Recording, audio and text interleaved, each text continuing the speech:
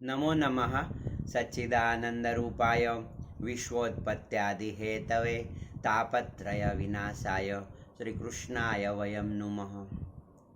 भगवान की कृपा से जो लोग मेरी वीडियो देखते हैं तो कभी कभी क्या होता है कि उनको मेरे पर अहोभाव आ जाता है, ऐसे श्रद्धा जम जाती है।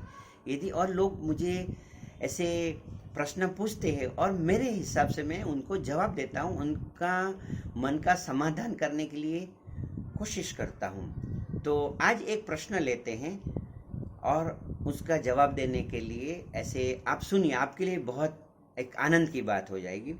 तो एक प्रश्न है, बार बार वही पथ पर दीक्षा पर बैठना उचित है क्या? क्या जरूरी है? क्यों जरूरी है? अभी देखिए, दीक्षा की बात आती है तो समझ लीजिए कि कोई गुरु जो है और शिष्य है तो दो लोगों की बात है। देखो, व्यवहार में क्या होता है कि एक देने वाला होता है और एक लेने वाला होता है। यदि आपको कुछ चीज़ की ज़रूरत पड़ती है तो आप बाजार में जाते हैं, फिर पैसा देते हैं और वो वस्तु को लेके आते हैं, ऐसा समझ लो। तो ये जो आदमी देता है तो उसमें क्या होता है, मैं आपसे बताऊँ, एक विनिमय होता है, ऐसा लेन देन होता है। मगर जब प्रभु प्रसन्न, आध्यात्म में क्या होता है कि जब ईश्वर राजी होता है तो आपको कोई गुरु पर श्रद्धा होती है, ईश्वर की कृपा चाहिए। देखो, बिना सत्संग विवेक न होई, ईश कृपा बिना सुलभ न सोई।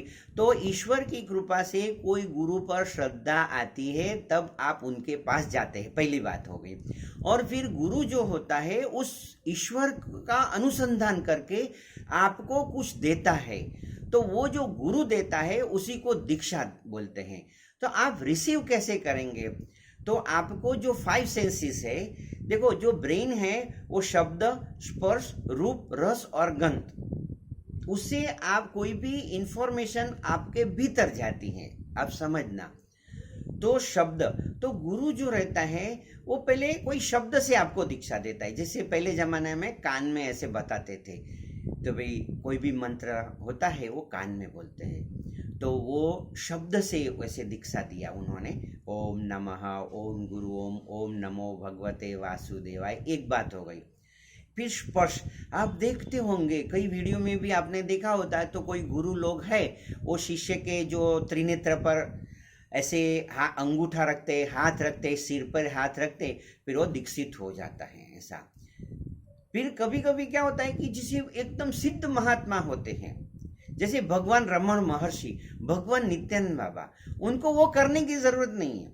वो क्या है कि वो, उनकी जो उन्मनी दृष्टि रहती है, ऐसा वो देखते ही ऐसे चक्षु से दीक्षा दे देते हैं, ऐसा उनकी नजर पड़ गई तो आप दीक्षित हो गए। अभी आपकी स्थिति क्या है?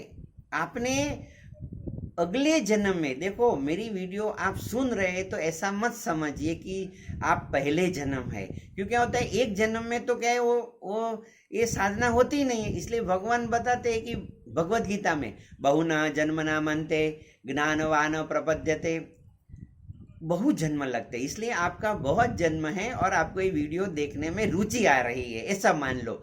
अभी ये जो प्रश्न ऐसा है कि बार बार वही पथ पर दीक्षा पर बैठना उचित है क्या? देखो, जो गुरु लोग होते हैं ना, इसमें 2 प्रकार के गुरु होता है। एक सिद्ध गुरु होते हैं, तो उनको ऐसा कोई विधि करने की जरूरत नहीं है। रमण महर्षि, भगवान नित्यानंद बाबा, वो लोग तो उनको कुछ वो उनका दर्शन से ही ऐसा दीक्षित आप हो जाते हैं। तो यदि सिद्ध गुरु से दीक्षित हो चुके हैं तो फिर आप मुक्त है, फिर वो उनका गुरु को ध्यान करो और आप क्या करो, आगे बढ़ जाओ।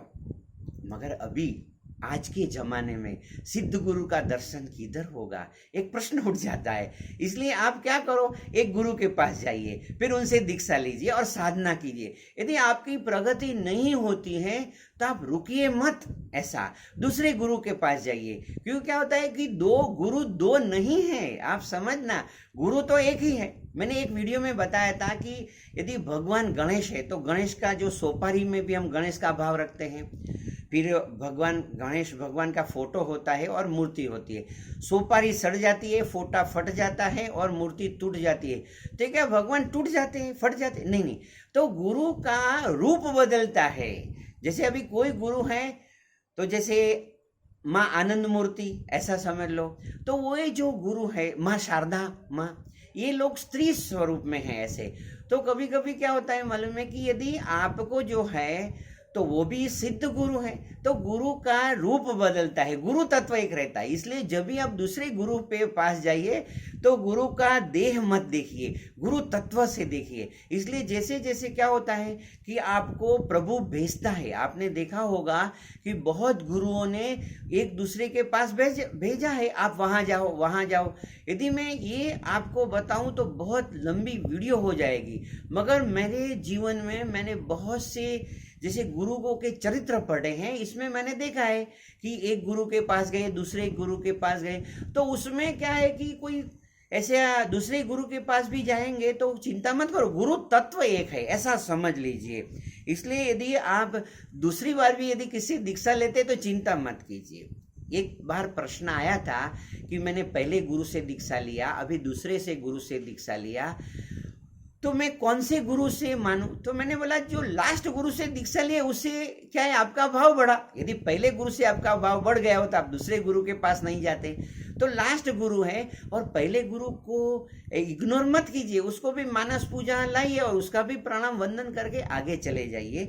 इसलिए बार बार ही यदि आप दीक्षा पे बैठते उसमें कोई प्रॉब्लम नहीं है। सुनो क्या होता है, एक सत्संग हो जाएगा।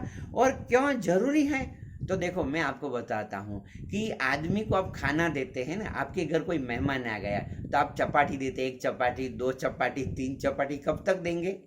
वो बोलेगा मत दो, अभी मत दो ऐसा। तो जिस दिन आपको लगेगा कि आता में पूर्ण जालिया है, आता में पूर्ण जालवा है, अभी मैं पूर्ण हूँ और अभी जो गुरु है तो मुझे अभी और गुरु की जरूरत नहीं है, जब अंदर से वो गुरुओं की तलाश बंद हो जाएगी, गुरु की क्षुधा बंद हो जाएगी, तो रुक जाइए। आप समझे? यदि मैं तो बोलता हूँ अभी रुक जाइए, जैसे ही रुक जाएंगे तो गुरु तो क्या है, when disciple is ready master appears. देखो गुरु करुणा की मूर्ति रही, आप बैठ जाइए। देखो प्रभु बोलता है रुको, जब आप रुक जाएंगे ऐसे तो प्रभु गुरु प्रकट हो जाएंगे। और जो ये प्रश्न है तो मेरा उसका अभी लास्ट में एक सिंपल ऐसा उदाहरण ऐसे जवाब देता हूँ कि यदि बार बार भी आप दीक्षा में बैठे तो कोई प्रॉब्लम नहीं, बैठिए, चिंता मत कीजिए, नया नया अनुभव है, विविध रस लीजिए। देखो इसलिए वो चिंता मत कीजिए। और ऐसे तो आप बैठेंगे तो जब तक आपकी प्यास बुझ जाएगी, देखो पेट भर जाएगा, फिर आपको कोई गुरु के पास जाने का नहीं होगा।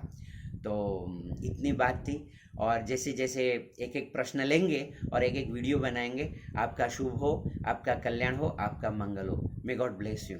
अभी मैं बताता हूँ, यदि मेरा ये जो जवाब है इससे यदि आपको संतुष्टि नहीं होती है तो एक परम गुरु है जो आपके भीतर बैठा है, तो उनका ध्यान कीजिए। ओ परम गुरु, ओ गुरुदेव, वो जो है या ईश्वर वो है, तो उनको बोलिए कि मुझे जवाब चाहिए, तो प्रभु आपको जरूर जवाब देते हैं। बहुत से लोग हैं वो मुझे मिले हैं कि मुझे अंतः प्रेरणा से जवाब मिल जाता है।